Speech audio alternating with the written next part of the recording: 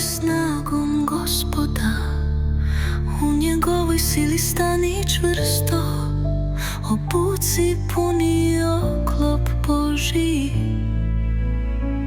da se suprotstaviš silama tame.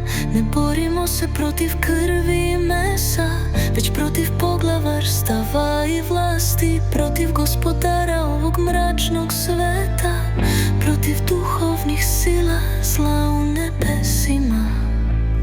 Zato uzmi puni oklop Božji, da možeš odolevati u dan zla, i kad sve prođe, da ostaneš nepokoleban.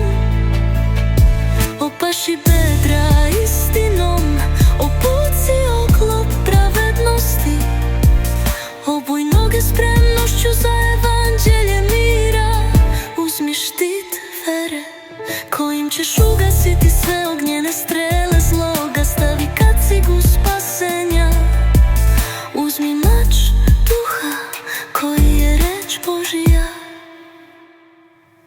Moli se uvek u duhu, sa svakom molitvom i prošnjom.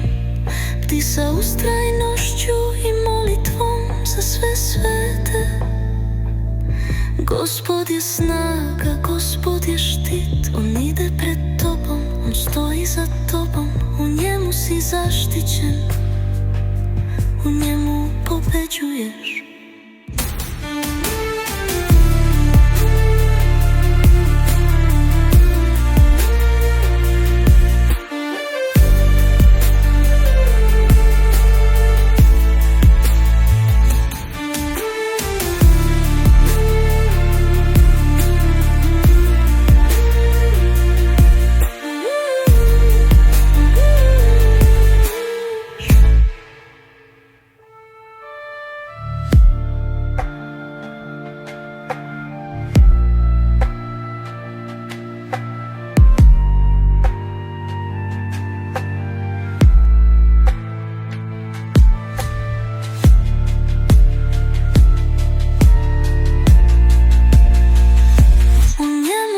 Zaštićen, u njemu pobeđuješ.